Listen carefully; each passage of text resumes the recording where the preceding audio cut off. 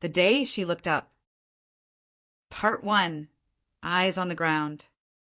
Isabelle Cho had become an expert in quiet. Not the kind of quiet that soothed or calmed, but the kind that pressed in like fog. The kind that wrapped around her thoughts, her voice, her sense of movement, until even she couldn't hear herself anymore. At 29, Isabelle lived a life that, on paper, looked perfectly fine. She had a job, junior accountant at a mid-sized firm in the city. She paid her rent on time. She drank green tea in the morning, chamomile at night. Her desk was tidy. Her bed was made. She even smiled when appropriate. But Isabelle's world had grown very, very small. She walked the same route every day, ate the same 3 dinners each week. She had no plants because she was afraid they'd die.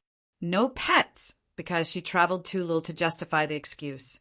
No close friends because the few she'd tried to hold onto had drifted away, tired of unanswered texts and canceled plans. It wasn't that she disliked people. It was that they overwhelmed her. Somewhere along the way, from the quiet childhood dinners to the noisy college classrooms to the cubicles where everyone talked too much or not at all, Isabelle had decided that silence was safer than stumbling, that stillness was better than being seen.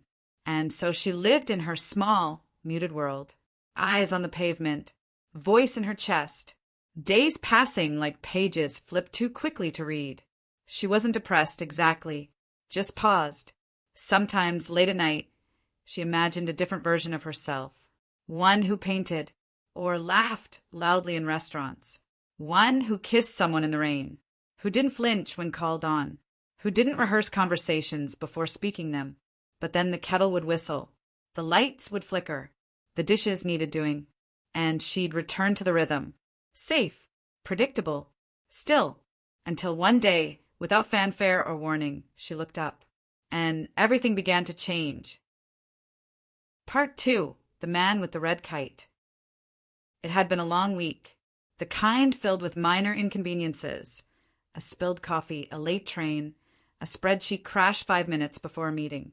Nothing catastrophic, just enough to leave Isabelle feeling tired in that quiet, soul-level way. So when Friday rolled around, she took a different path home. Instead of the crowded bus or the shortcut through the alleys behind the office, she wandered toward the park. She told herself it was for the fresh air, maybe the early spring blossoms, but in truth, she just didn't want to go home yet. The park wasn't crowded. A few people were walking dogs. A couple sat on a bench eating ice cream. Children laughed in the distance. And then she saw him, an older man, maybe 70, with a gray cap and a long navy blue coat. He stood in an open patch of grass, eyes tilted toward the sky. In his hands was a spool of string. At first, Isabelle didn't even look up. But something about the stillness of the man caught her attention, so calm, so rooted. And then, out of instinct, she followed his gaze. Above them, dancing in the early evening light, was a kite. Not just any kite, a brilliant red one, shaped like a bird with long, elegant wings. It caught the wind effortlessly, twirling, dipping, rising again with grace. Against the pale sky, it was a burst of defiant color. Isabelle stopped walking. She stared. The man tugged the string gently, coaxing the kite higher. He didn't grin like a child, but there was a quiet joy in his posture, as if he were speaking to the sky in a language only they shared. Something stirred inside her. A memory? A yearning? She didn't know. Only that she hadn't looked up in weeks, maybe months, maybe longer. And now she couldn't look away. The man noticed her. He didn't wave or speak. He just gave a simple nod. But in that nod was something more. Recognition. Invitation. She held his gaze for a moment, then glanced back up. The kite looped through the air, free and fearless. She felt awake. Not all at once. Not like in a movie. Just a crack. A breath. A shift. That night, back in her apartment, she made tea and sat by the window. She looked up again, this time at the stars. And somewhere deep within her, something whispered, "There's more than this." Part 3. Small Lifts. The next day, Isabelle returned to the park. She told herself it was just for a walk. She even brought her earbuds to prove she didn't expect anything. But the truth lingered. She hoped the man with the red kite would be there again. He was. Same blue coat, same slow, deliberate movements, same red kite flying high. This time, she sat on a nearby bench.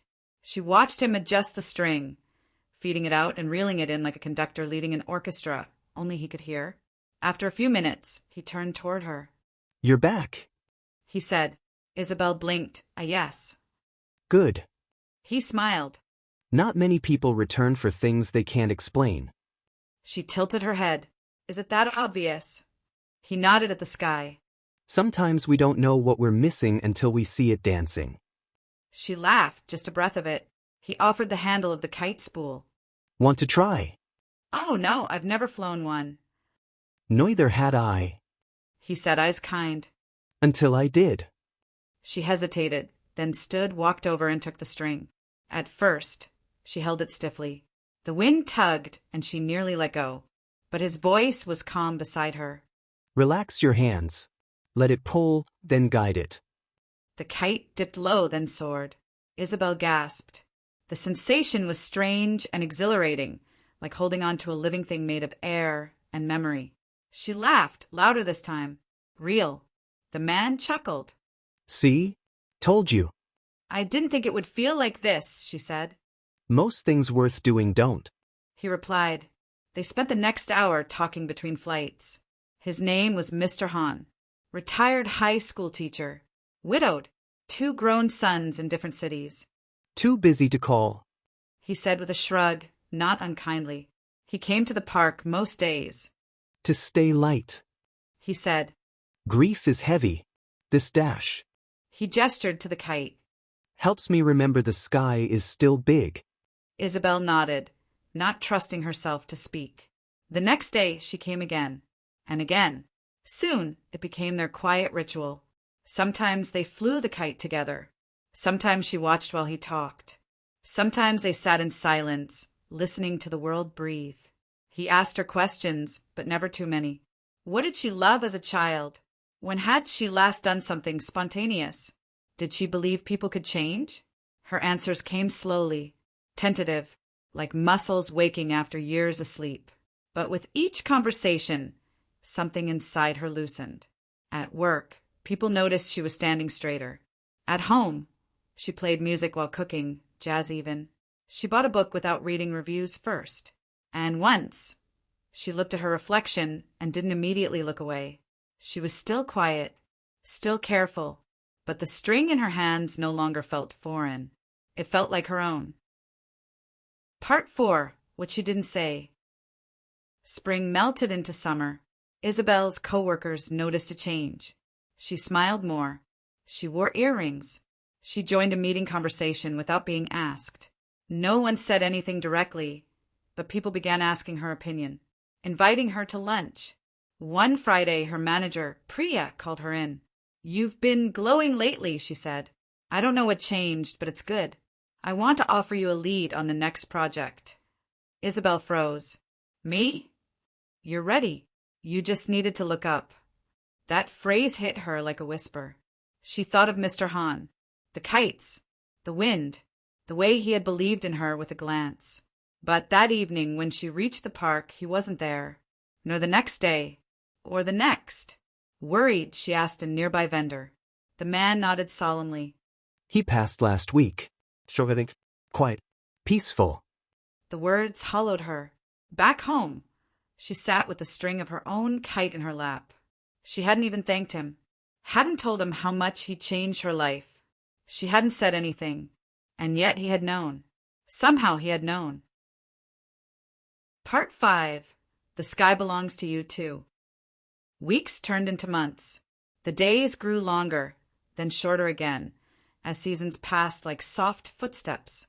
Isabelle still visited the park almost every weekend, often with the red kite in her bag. She no longer needed a reason. Sometimes she flew it, sometimes she didn't. Sometimes she just sat beneath the tree where she and Mr. Han used to talk, remembering the sound of his voice when he said, "Most people forget to look up."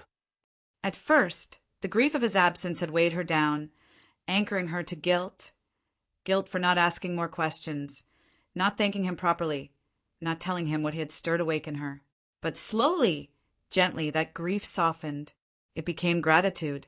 She realized that Mr. Han hadn't needed her words. He had seen her begin again. That was enough. One chilly Saturday in October, Isabelle arrived early with her kite. The sky was a brilliant, cloudless blue. As she set up, a little boy approached her, no older than 6, clutching the hem of his mother's coat. His eyes were locked on the kite in her hand. Is it yours? He asked. She smiled. It was mine. Then someone gave it to me. Now it's ours if you'd like to try. His face lit up. His mother hesitated. He's been very quiet lately, she said gently. Lost his father a few months ago. It's been hard. Isabelle knelt and offered the string. I know a little about quiet, she said. This helps. The boy took the string with cautious hands.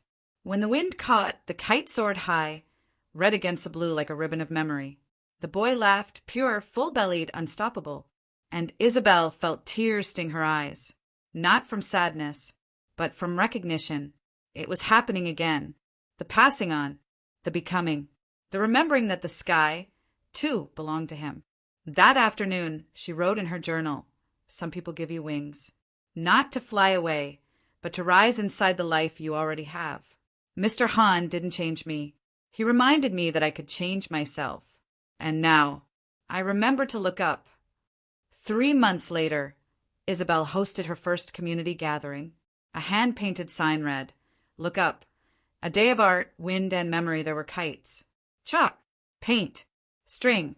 People of all ages came, some shy, some loud, some still healing. She gave a short speech at the start. She told the story of a man with a red kite and a version of herself that once walked with her head down. She told them how small gestures, like sharing a string, can become lifelines. Then she looked out at the crowd and smiled. Let's fly something, she said. As the park filled with color and motion, Isabelle stood beneath the wide sky, the red kite in her hands. She let the wind pull and she laughed, free, whole, and certain. She didn't need to be someone else anymore.